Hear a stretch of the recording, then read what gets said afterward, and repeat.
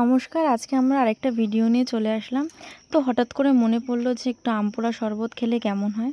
তাই জন্য দুটো আম নিয়ে আমরা আম পোড়া শরবত বানিয়ে নিলাম। প্রথমে আমটাকে ধুয়ে তারপরে তেল ব্রাশ করে আমরা উনুনের মধ্যে দিয়ে দিলাম।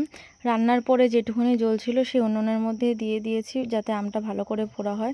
কেন কি উনুনে পোড়ানো আমের একটা টেস্টই আলাদা হয়। কিছুক্ষণ পর আম দুটোকে তুলে নিয়ে একটু ঠান্ডা জলের মধ্যে রেখে ঠান্ডা করে তারপর আমের খোসাগুলো ছাড়িয়ে নিলাম ভালো করে।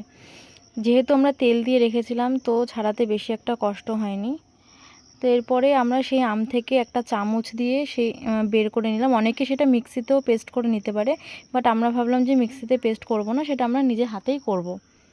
তো এবার আমটা ওরকম করে বের করা হয়ে গেলে আমরা একটা প্লেটে অল্প করে বিট লবণ, একটু লঙ্কার গুঁড়ো আর একটু জলজিরা দিয়ে ওটাকে ভালো করে মিক্স করে রাখলাম। ওটা আমরা পরে একটা গার্নিশ করার জন্য কাজে লাগাবো, তাই সেপারেট করে রাখছিলাম। এরপর আমরা ওই আমটা যে আলাদা করে রেখেছিলাম তার মধ্যে একটু জল দিয়ে, একটু ঠান্ডা জল দিয়ে আর কি একটু গুলে নিলাম। এরপর আমরা এর মধ্যে কিছুটা বিট লবণ, কিছু চামচ চিনি আর একটু হালকা জলজিরা নিয়ে এটাকে ভালো করে মিক্স করে নিলাম।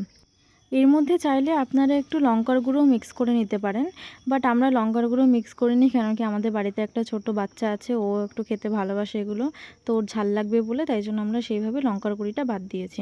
এরপর আমরা একটা লেবু কেটে লেবুর রসটা ওই মিশ্রণের মধ্যে একটু দিয়ে দিলাম। এই লেবুটার এত সুন্দর গন্ধ, এর জন্য একটা আলাদাই ফ্লেভার এসে গেছিলো।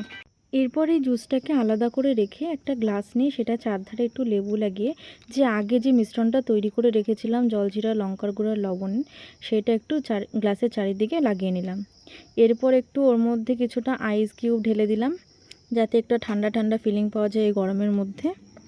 এরপর আস্তে করে আমের জুসটা পুরো গ্লাসের মধ্যে ঢেলে দিলাম। এবারে আমরা একটু যে আগে লেবু কেটে রেখেছিলাম সেটা গার্নিশ করার জন্য, যাতে একটু ভালো লাগে দেখতে, তার জন্য গ্লাসের সাইডে লাগিয়ে দিলাম। এভাবে আমাদের আমের জুসটা পুরো রেডি হয়ে গেছে, আর খুব টেস্টিও হয়েছে।